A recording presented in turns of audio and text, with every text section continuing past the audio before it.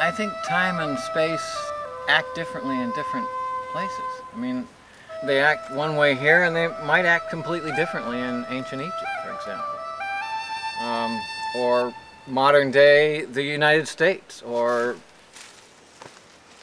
12th century Europe. I think time and space are like a lava lamp, quite frankly. I use a lava lamp for a lot of allegories, and I think it works, and I think they just change and flow with the seasons and the tides like everything else does. I don't think time and space should be singled out as this is set in stone, because I don't believe it is. I don't think the ancient Maya decided that time was circular. I think it presented itself as circular, and that's why their culture defined it that way. And I think cultures can, in fact, alter it. Right here where we're sitting is an ancient ruin. There's a raised platform over there where the guest house is. Another one over here where the toilet is. This is in the middle. There are, I can think of 7 or 8 ruin sites, distinct ruin sites on this farm. And so we're right in it. We're right in the thick of where they are. And they had circular time. And I took that circular time and adjusted it to be spiral time, like a slinky.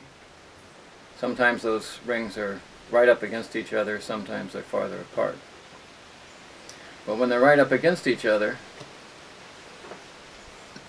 those people of 1,000 years ago could be right here among us, and we among them, and with the phase shift, we don't perceive each other. The parallel universe situation. But objects, this I just came up with this morning, objects seem to slide through.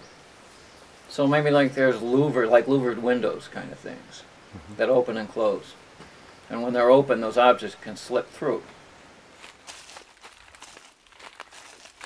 If I'm walking along through the bush, and there is an obsidian blade glinting in the sun. The last one I found was in a cacao plantation, and cacao drops a lot of leaves. It just rains leaves.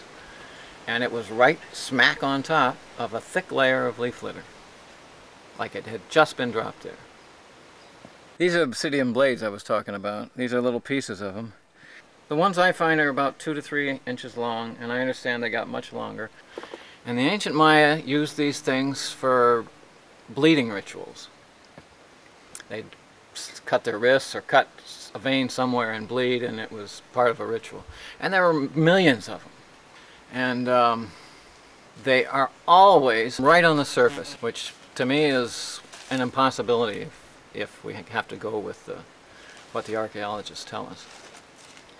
So that's what started this ball rolling, as far as the parallel universes and the Venetian blinds and all that.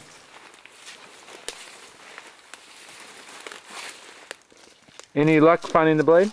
No, can't really expect to find it when you're looking for it. But it doesn't hurt to come out. A local farmer told me that they come down with the rain during a thunderstorm, and that's why we always find them on the top. And that's a possibility.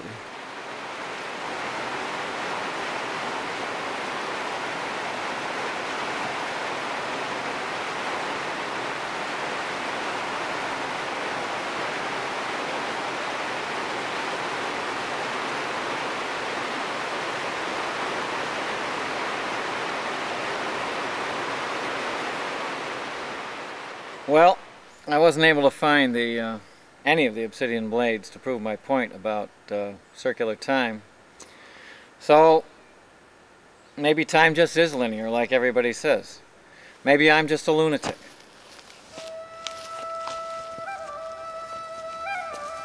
Oh, and don't believe everything you hear.